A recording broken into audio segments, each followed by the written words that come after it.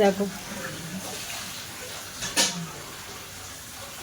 কতটা লেয়ার হয়েছে, কত সুন্দর।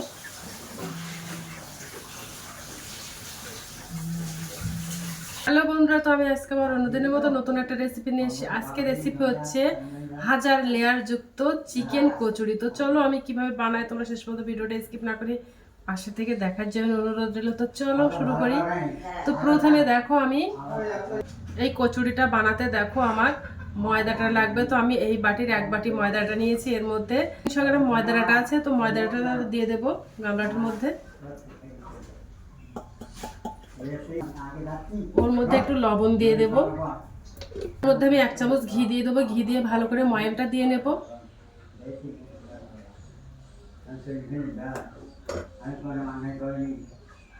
ময়াম দিয়ে নেব। ময়ামটা সুন্দর হলে এই কচুরিগুলো কিন্তু খুব সুন্দর হয়। তো দেখো ভালো করে ময়ামটা দিয়ে নিয়েছি। এবার আমি আটাটা জল দিয়ে মেখে নেব।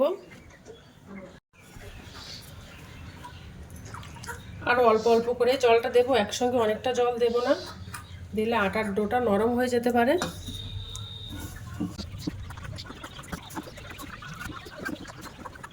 তো আটার ডোটা বানানো কমপ্লিট হয়ে গেছে। এবার আমি 30 মিনিটের জন্য রেস্টে রেখে দেব। এবার এর মধ্যে আমি একটা চিকেন পুর বানিয়ে নেব। এবার আমি একটা ঘি আর কর্নফ্লাওয়ার দিয়ে একটা মিশ্রণ বানিয়ে নেব। তো আমি বাটির মধ্যে 3 চামচ ঘি দিয়ে দেব।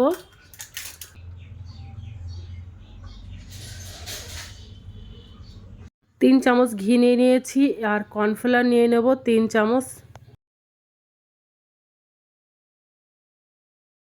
আর ওর মধ্যে আমি 1 চামচের 4 ভাগের 1 ভাগ বেকিং পাউডার দিয়ে দেব।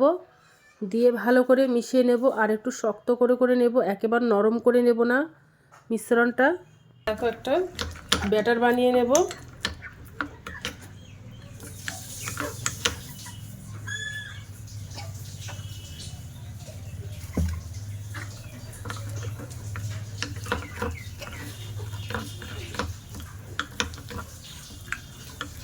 একেবারে নাও শক্ত নাও নরমভাবে বানিয়ে নেব।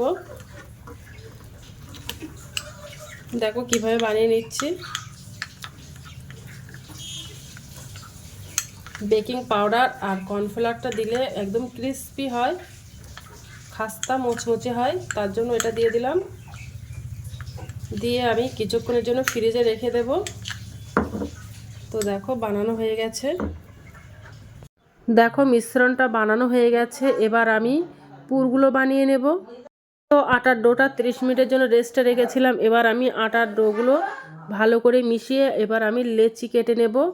একেবারে খুব বড় বড় করে লেচিগুলো কাটবো না, একটু ছোট ছোট করে নেব। দেখো ওই সাইজে নিয়ে নিয়েছি। এবার পুরগুলো সব বানিয়ে নেব। দেখো একটা রুটি বেলে নিয়েছি, আর একেবারে খুব বড় রুটি বেলিনি। আর যে মিশ্রণটা আমি বানিয়েছিলাম ঘি আর কর্নফ্লাওয়ার দিয়ে, সেই মিশ্রণটা রুটির সব দিকে মাখিয়ে দেব ভালো করে, যেন একটা দিকেও যেন বাদ না যায়, এমনভাবে মাখাবো। এইভাবে দিলে একদম খাস্তা মুচমুচে হয়।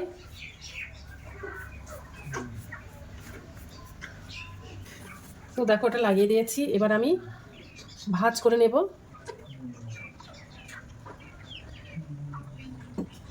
দিয়ে আবার ভালো করে লাগিয়ে দেব সব দিকে। আর এই কর্নফ্লাওয়ারটা দিলে খাস্তা মুচমুচে হয়, তার জন্য কর্নফ্লাওয়ারটা দিয়ে দিলাম। এবার ভাঁজ করে নেব। দিয়ে আবার একটু লাগিয়ে দেব ব্যাটারটা।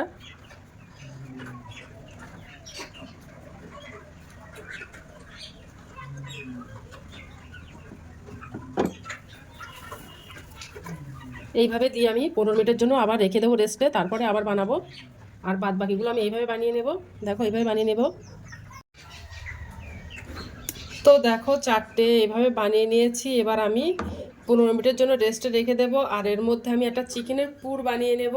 এই চিকেন পুরটা বানাতে আমার দেখো মুরগির মাংস লাগবে। তো আমি 150 গ্রাম মুরগির মাংস নিয়েছি আর সলিড মাংসটাই নিয়েছি।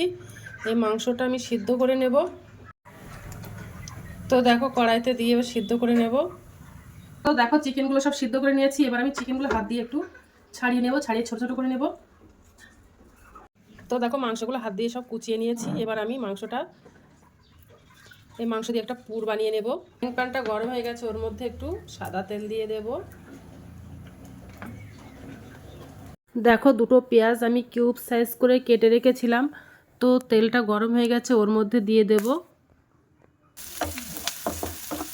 তো পেঁয়াজটা দেখো হালকা ভাজা করে নিয়েছি, বেশি ভাজা করে নেব না। এবার আমি ওর মধ্যে আদা রসুন বাটা দিয়ে দেব।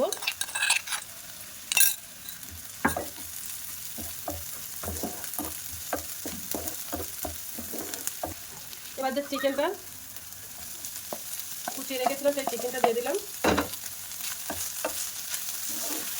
দিয়ে ভালো করে নাড়াচাড়া করে নেব।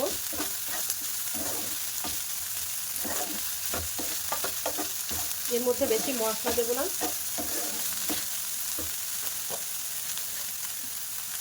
ওর মধ্যে 1 চামচ গোলমরিচ গুঁড়ো দিয়ে দিলাম।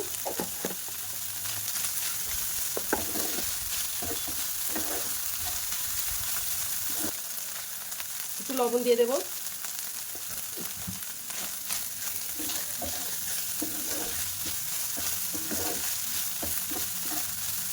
আর চিকেন পুরটাই বেশি মশলা দেবো না, তাহলে ঝোল ঝোল মতো হয়ে যাবে, রসা রসা মতো হয়ে যাবে। তার জন্য একটু শুকনো ফটফটি মতো থাকে, তা এইভাবে দিলাম।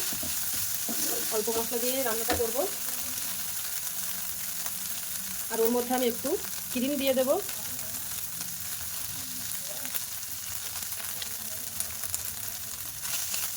আমুলের যে ফ্রেশ ক্রিমটা, ওই ক্রিমটাই দিয়ে দিয়েছি। দিয়ে বেশ ভালো করে নাড়াচাড়া করে নেব। তো চিকেন পোরটা বানানো হয়ে গেছে, এবার আমি গ্যাসটা অফ করে দেব। তো দেখো 15 মিনিট হয়ে গেছে, এবার আমি এগুলো বানিয়ে নেব। আগে যে প্রসেসের আমি রুটিটা বেলে নিয়েছিলাম, ওইভাবে আমি আবার রুটিটা বেলে নেব। আর যে মিশ্রণটা আমি বানিয়ে রেখেছিলাম, ওই মিশ্রণটা আবার সেই রুটির গায়ে সব দিকে মাখিয়ে নেব, নিয়ে ওইভাবে আবার প্রসেসে ভাঁজ করে নেব। এবার একটু উপর থেকে ময়দা ছড়িয়ে দেব।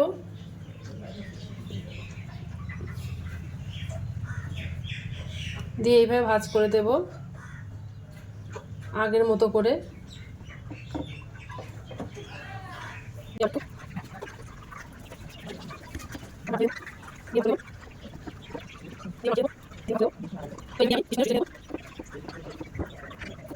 একই প্রসেসে আমি দুবার করে ভাঁজ করে নিয়েছি। এবার আমি পুরিগুলো সব বানিয়ে নেব। তো দেখো আবার একটা ছোট রুটি বেলে নিয়েছি। এবার আমি পুরটা দিয়ে দেব মাছ পজিশনে, দিয়ে পুরিগুলো সব বানিয়ে নেব। আর পুরিগুলো আমি খুব বড় করিনি, ছোট করে নিয়েছি আর আলতো করেই বেলে নিয়েছি।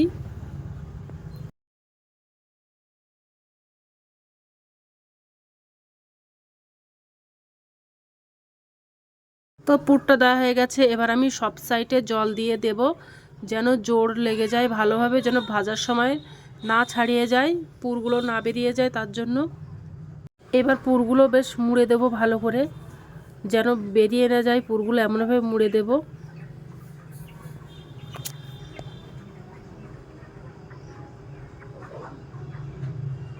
ভালো করে জোর লাগিয়ে দেব। আর বাদ বাকি পুরিগুলো আমি এইভাবে বানিয়ে নেব, তারপরে তেলে ভাজা করে নেব। দেখো চিকেন পুরিগুলো সব বানানো কমপ্লিট হয়ে গেছে, এবার আমি এগুলো সব ভাজা করে নেব।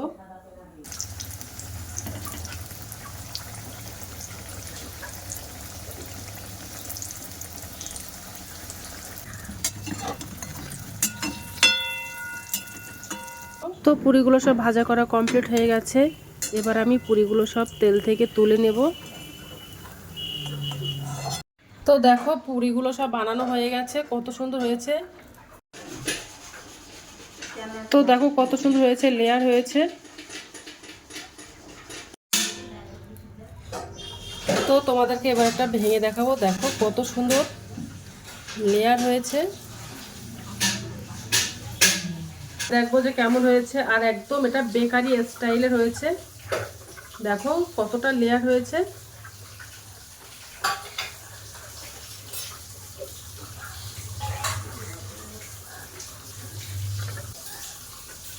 তো আজকের দিনের মতো ভিডিওটা এখানে শেষ করছি। আগামী দিন আবার একটা নতুন ভিডিও নিয়ে চলে যেত। টাটা বাই বাই, সবাই ভালো থাকবে।